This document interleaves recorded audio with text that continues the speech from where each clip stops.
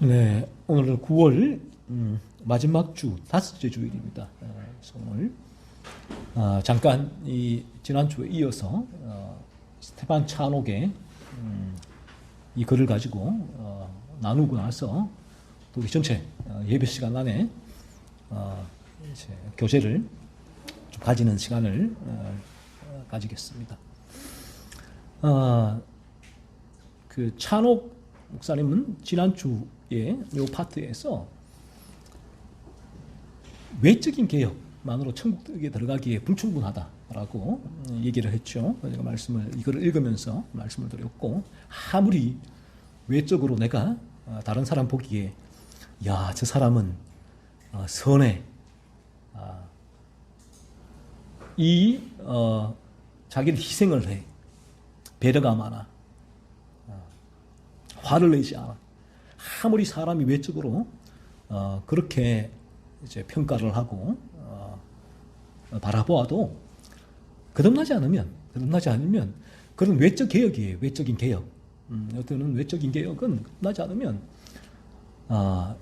이 천국에 그런 외적인 개혁만으로 들어갈 수 없다라는 거예요. 여러분이 아무리 태어나면서부터 이제 이 땅의 삶을 마감할 때까지 남들보다 훨씬 더 남을 사랑하고 덜 미워하고 덜 분노하고 덜 화내고 더 많은 선한 일을 하고 남과 비교했을 때 아무리 많은 사람들이 보기에 여러분을 칭송할지라도 성경의 진리는 그 사람이 거듭나지 않으면 그러한 외적인 선한 모습으로는 천국에 들어갈 수 없다. 왜? 마음이 썩어 있으니까. 그래서 이런 외적인 개혁이 무언가 있을 때에 제가 늘 말씀드리잖아요. 일반 은총인데 눌러놓는 거예요. 팍 눌러놓는 거예요. 내 안에 이 마음은 썩어 있는데 썩은 내가 진동하는데 콜크마개로 그 병뚜껑을 막아놓는 거예요. 사람들 보기에는 콜크마개 향수 좀 뿌려놓으니까 병뚜껑에 콜크마개를 사람들을 냄새를 맡고서 와 향기롭네 라고 하는데 실상은 뚜껑을 열면 어때요? 썩은 내가 이게 인간의 상태다라는 거예요. 그래서 이런 외적인 개혁은 짓눌러 놓는 거예요. 우리 안에 있는 죄를 내 안에 마음에서 그 죄가 해결되지 못한 채로 그 죄는 그대로 있는데 짓눌러 놓는 거예요. 이렇게 되어지면 외적인 개혁으로 짓눌러 놓으면 일반 은총으로 짓눌러 놓으면 스트레스 받아 죽어요. 사실은 이게 내가 내 안에는 미치겠는데 눌러 놓으니까 이게 그러니까 교회에서도 예를 들어서 이 에베소서에 거짓말 하지 말라라는 말씀으로 가지고 설교를 한다고 생각해 보십시다. 여러분 거짓말 하지 마세요 라고 설교를 했어요. 거짓말 하나님 앞에 죄예요. 거짓말하지 마세요라고. 그러면 내가 거짓말하지 않기 위해서는 뭘 해야 되는가? 쭉 설교를 하는 거예요. 근데 내 안에 이 새로운 생명이 들어있지 않으면 인간은 거짓말할 수밖에 없거든요. 그래서 내 안에 거짓이 끊임없이 솟구치는데 단지 입 밖으로 안 냈을 뿐이죠. 짓눌러 놓은 거예요. 그러니까 안에는 이게 넘치는 거예요. 미워하지 마세요. 요한 1서만 가지고 미움은 넘치는데 이 미워하는 대상을 죽이고 싶은데 사실은 내 마음에서 온갖 상상을 하잖아요. 미워하는 대상을 향해서 저걸 어떻게 갚아줄까? 온갖 상상을 하는데 외적인 개혁, 일반 은총으로 죽여놓는 거예요. 그냥 겉으로는 어떻게 해요? 그 내가 미워해서 죽이고자 하는 그 대상에게 가서 외적인 개혁은 반드시 웃어요. 웃으면서 사랑합니다라고 끌어안아주죠. 근데 속에서는 그냥 난도질을 하고 있단 말이에요. 이게 인간이 되니까. 그러니까 이렇게 죽여놓으니까 얼마나 스트레스가 심해요. 쥐어짜이는 사실 쥐어짜이는 거예요. 마른 걸로 쥐어짜도 물이 안 나오듯이 막 쥐어짜이니까 얼마나 괴로워요. 그러니까 이 스트레스를 어디다 풀어야 돼. 이게 탐욕의 충족이죠. 이 탐욕을 충족시키기 위해 무언가를 해야 되는 수밖에 없다. 이게 죄로 물든 인간의 외적인 선의 모습이다 있다라는 부분이에요. 그래서 우리가 이 진리 가운데서 진리를 통해서 저나 여러분 자신의 이 존재, 어떤 존재인가, 내 마음의 상태를 보게 된다면 흠칫 놀라게 될 수밖에 없어요. 이 진리가 들어오지 않고는, 진리의 기준으로 나를 보내보지 않고는 내가 그전까지는 나는 이 정도면 저 사람에 비해서 괜찮아.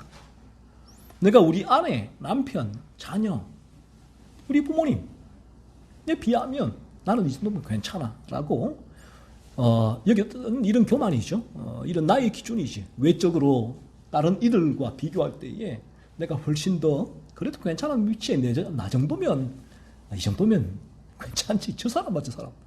그러니까 TV에도 그런 살인마를 바라보고, 연쇄살인마, 유영철이를 바라보고 나는 달라. 나는 전혀 달라. 얼마나 저 사람 악해. 저런 죽일 놈이야 라고 정죄를 하잖아요. 그런데 진리가 들어오게 되어지면, 진리가 저나 여러분을 비추면 연쇄살인마 유영철, 내가 뭐 달라요. 내가 뭐 달라. 내가 보이는 거예요. 와, 내가 얼마나 니들을, 사람들을 미워했는가, 살인했는가. 성경은 말씀하고 있잖아요. 형제를 미워하는 것, 살인하는 것이다. 내가 얼마나 많은 일을 살인했는가. 유영철이는 실제로 살인을, 칼을 들고 수십 명을 했다면 나는 수만 명, 수십만 명, 수백만 명을 지금까지 하면서 이 난도질 하지 않았는가. 나를. 그러니까 내가 얼마나 추악하고 끔찍한 존재인가를 진리가 비추어주죠. 여기에 인간은 희망의 빛이 비치는 거예요. 비로소 이런 부분들을 보게 될 때 희망의 한 줄기 빛이 비쳐요. 이걸 보지 못하면, 이 부분을 인지하지 못하면 성경의 말씀으로는 어두운 가운데 있는 거예요. 그 자체가 절망일 수밖에 없단 말이에요. 그래서 우리가 왜 이 시간도 이 진리 앞에 나오는가 했을 때에 나의 이러한 본성적인 상태를 바라볼 수 있기 위해서, 우리의 이런 인간의 본성적인 상태를 알려주는 책은 성경밖에 없어요.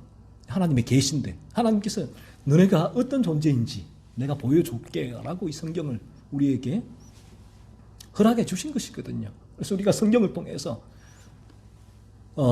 이 진리죠. 이 성경의 진리를 통해서 읽을 때에 나를 바라볼 수 있게 되는 거죠.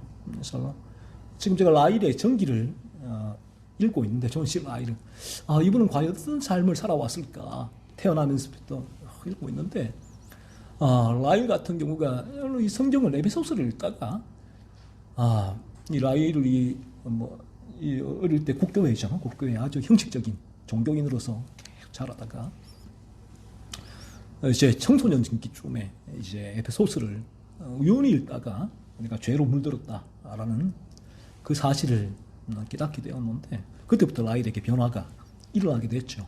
그래서 그 종교적인 형식적인 다 가정이 그랬거든요.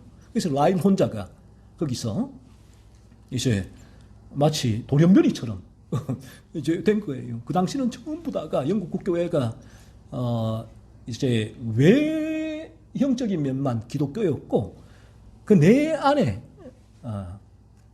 내면적인 면은 다 가톨릭의 요소를 가지고 있었거든요. 그래서 국교회가 이 세례만 받으면 거듭난 거다라고 국교회는 그렇게 봤던데, 라일은 아니야 라고 외치면서 그때부터 자기 죄를 깨닫고, 그 시점부터 그런 고민 속에서 자기가 자서 전에 라일이 얘기를 해요. 그때까지는 아무런 문제가 없었는데 죄를 깨닫고부터 가족들에게서부터 문제가 생긴 거예요. 나는 이제 여기서 다 단절이 된 사람 같다라고 느낀 거죠. 친구도 친척과도 다 단절됐다는 거예요. 본인이. 그러니까 외톨이가 돼요. 외톨이.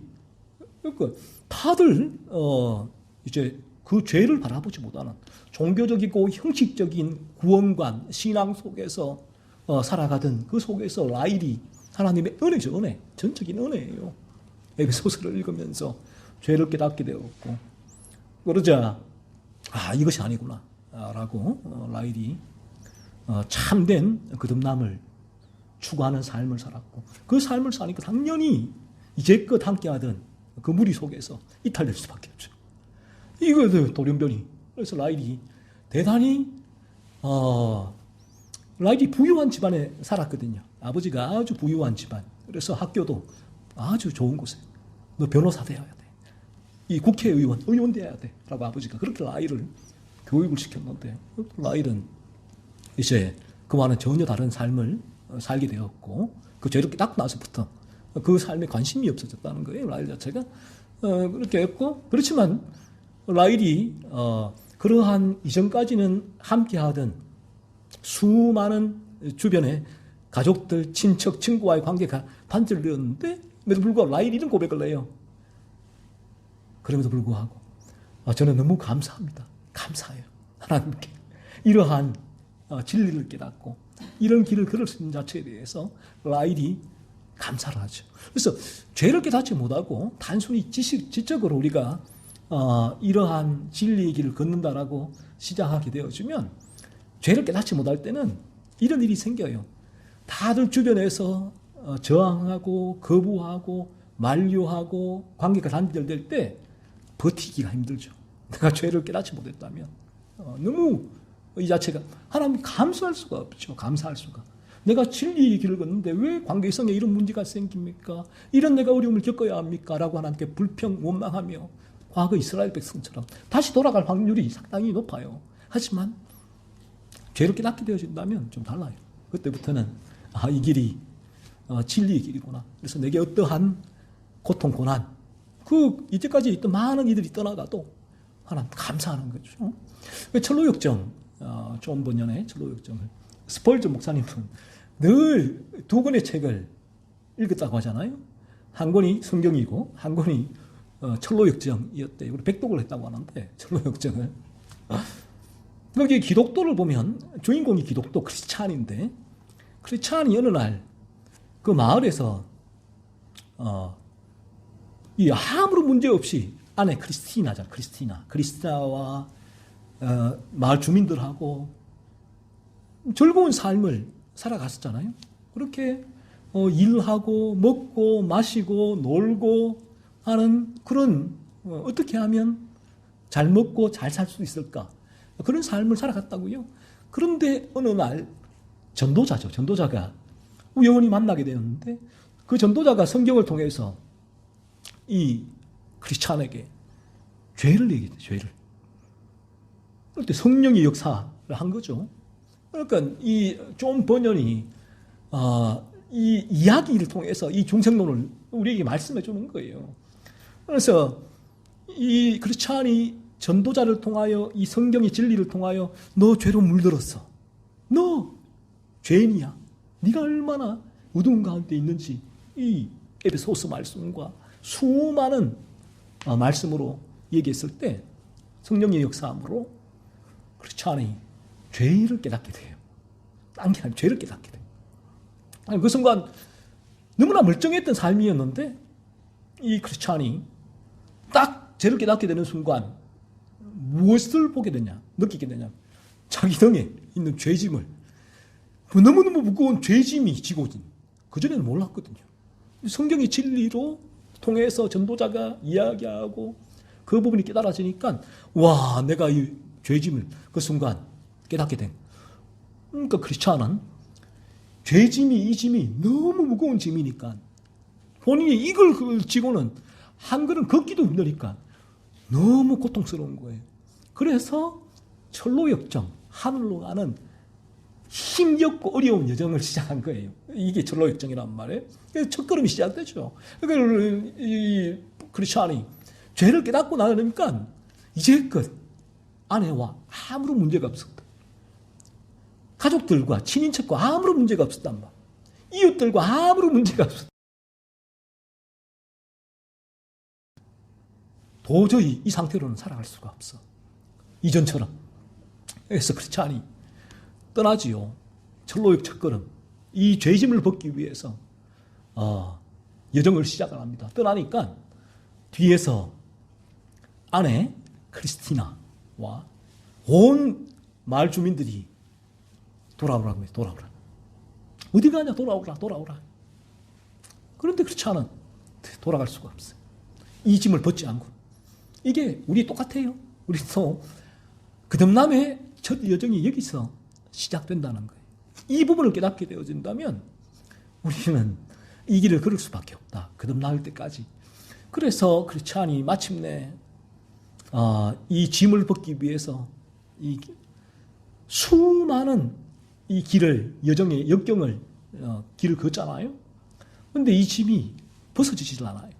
어디서 벗어지는가 했을 때에 전도자가 마침내 이 얘기를 하죠. 저기 언덕을 봐. 언덕을 봐라. 언덕. 그 언덕을 올라가라. 거기서 너 짐이 벗겨질 거야. 라고 얘기를 한 거예요. 마침내. 그 언덕이 어디냐? 겟세마네 언덕. 골고다 언덕이라. 우리 주님이 십자가에서 죽으신 그 언덕이라고. 우리 죄를 위해 존 번연 크리스찬 너의 죄를 위하여 십자가에 죽으신 갈보리 언덕. 그 겟세마네 언덕으로.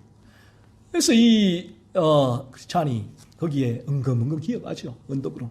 그래서 그 십자가를 붙들 때에 놀라운 일이 일어나잖아요. 그 무거운 죄짐이 뚜루루루 굴러들어요. 저 아래로. 그 자유로. 거듭나게 되죠. 그리고 이제 철로 역정이 그렇게 마무리되면서 2탄은 별로 크게 많은 이들 읽지는 않지만 2탄은 크리스티나 이제 크리스찬이 거듭나고 나서 아내에게 달려가죠. 아내에게 달려가서 크리스티나를 끌고 와요. 크리스티나가 거듭나는 여정이 이제 2탄이 되는 것입니다. 이처럼 이 시간도 우리가 마찬가지인데 우리 안에 있는 이 죄로 물들어 있는 이 내 상태, 이 상태를 보지 않고는 이 길을 걸을 수도 없을 뿐더러 더 나아가 그리스도께로 나아갈 수가 없다. 인간은 나의 죄, 내가 죄로 물들어 있구나. 내가 어떻게 하면 이 죄에서 벗어날 수 있을까? 형제여 어찌할꼬? 라는 이 외침을 외치기 전까지는 절대로 예수 그리스도의 필요성을 인간은 알 수가 없는 존재가 우리 인간들이다. 그래서 저와 여러분이 저는 지금은 아무런 일이 일어나지 않을지라도 어느 순간 어떻게 일어날지 몰라요. 라이를 보세요. 라이를. 평생 있다가 청소년기에 그 말씀 한 구절이 라이에게 죄를 깨닫게 했잖아요. 로이 존스도 어릴 때부터 평생 자라왔다가 20대에 죄를 깨닫게 됐잖아요. 죄각성 자체. 그리고 회심한 어린아이들의 이야기를 보면 참 놀라워요. 5살, 3살, 5살 그 어린아이들이 이 거듭나요. 이 죄를 깨닫게 돼요. 그러면 그 어린아이들 5살, 7살들이 실제 일어났던 이 얘기를 적어놓은 책이 회심한 어린아이의 이 얘기인데 그 얘기를 보면 정말 놀라워요. 야, 7살짜리가 어떻게 이런 죄에 대해서 이런 감각이 있는가? 있어요. 똑같아요. 아이도, 노인도. 모든 인간은 죄로 물들어 있기 때문에 죄를 깨닫게 될 때는 똑같은 반응, 똑같은 길을 걸을 수밖에 없게 되지요. 그래서 우리는 이 진리는 남녀노소 똑같아요. 너무나 단순하잖아요. 진리는 너무나 단순해요. 단순. 심플하죠. 진리의 첫 단추는 저와 여러분의 죄를 보는 것이에요. 죄를 드러내는 것이에요. 그래서 이 죄를 보는 게 보라고 설교하는 이 설교가 뭐가 어렵죠? 뭐가 어렵죠? 아이나 어린이나 똑같이 죄를 보라고 하는 그 설교. 너 거짓말 죄야. 죄로 물들어 있기 때문에 미워해. 거짓말하지. 이 죄를 보라고 하는 설교가 왜 어려울까요? 어려운 이유가 뭔가 하면 이러한 설교가 어려운 이유가 아이뿐만 아니라 어른들도 어려워요 하는 학예 분들이 대단히 많은데 왜 그런가 하면 내 죄를 못 보니까 죄에 대한 깨달음이 없으면 인간은 그래요. 인간은 내가 이 부분을 경험하지 않으면 몰라요. 모른다는 자체가 어려운 거죠. 어려운 거예요. 그래서 이 부분에 대해서 무언가 얘기를 하게 되어지면 내가 경험한 바가 없기 때문에 몰라요. 머리를 맑지 몰라도 너무나 어렵죠. 너무나 어렵죠. 그래서 어떻게 이 부자가 거듭날 수 있습니까? 예수님께서 낙타가 바늘기로 들어가는 것보다 부자가 거듭나는 것이 쉬울 것이다.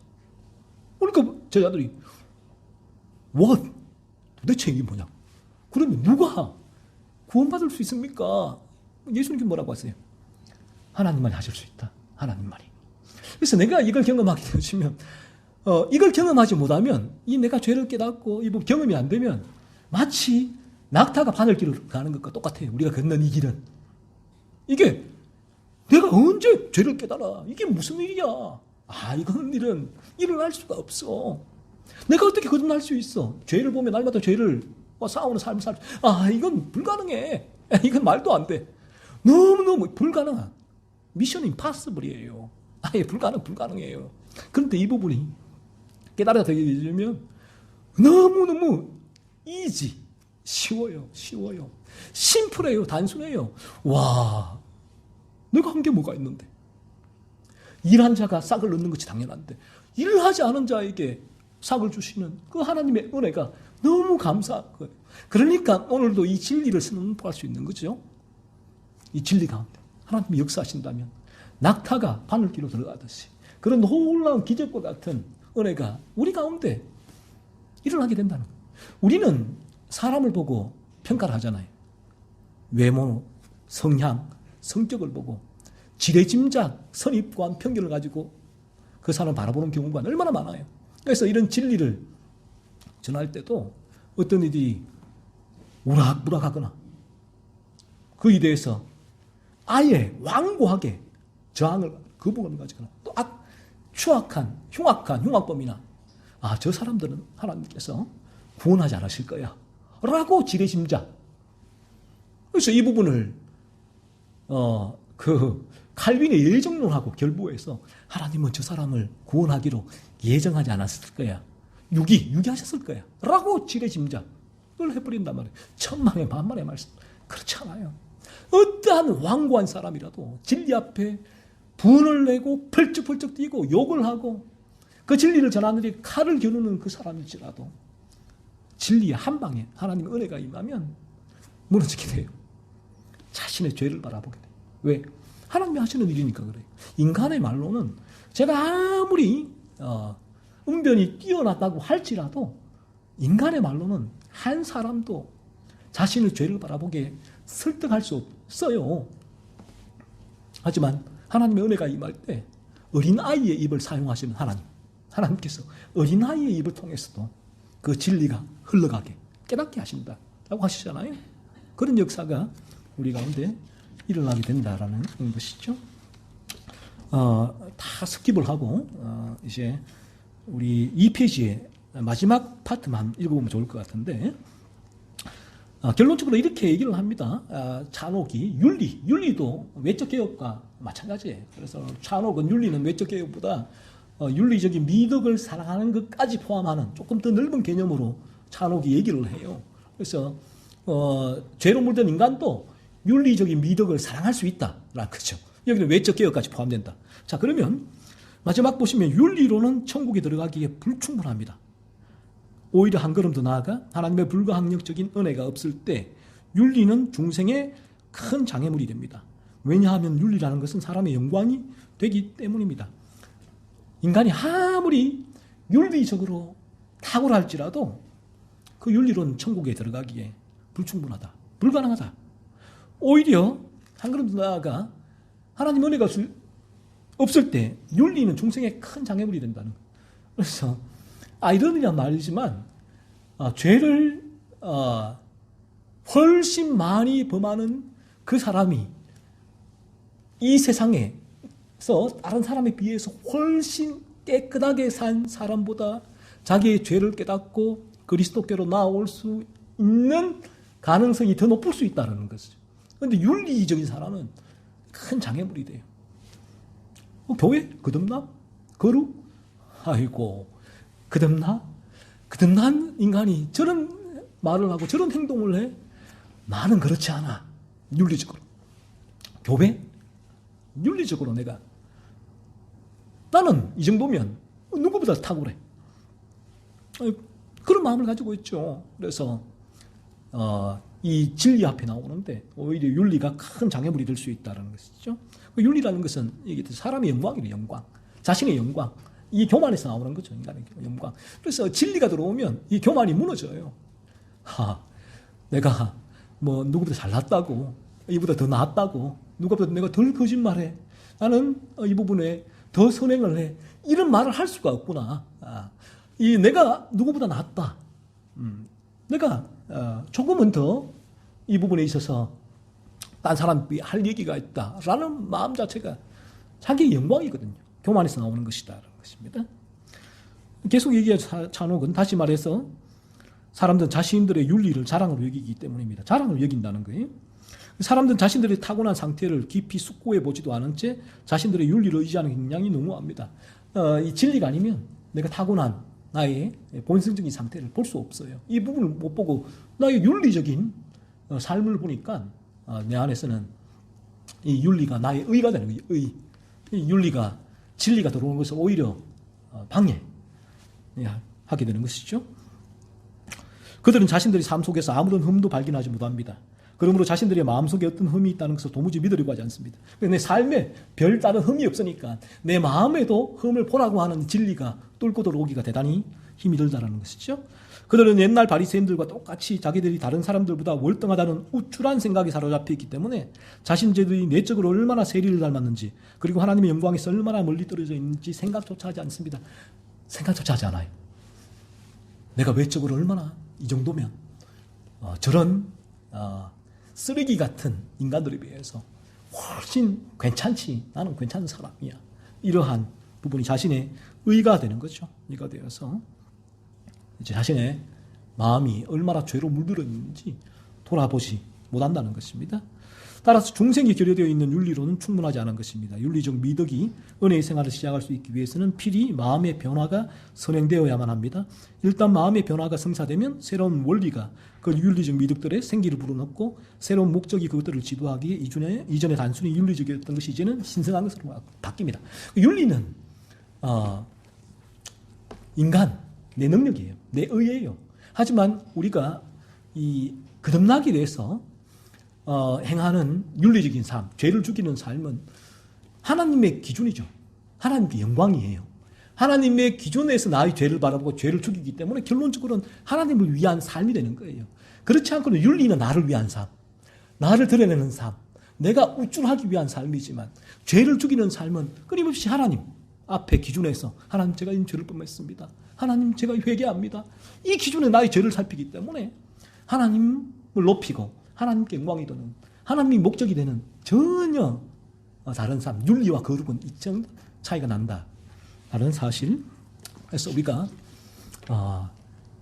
아무리 외적으로 여러분이 윤리적이고 외적인 많은 죄가 외적으로 드러나지 않을지라도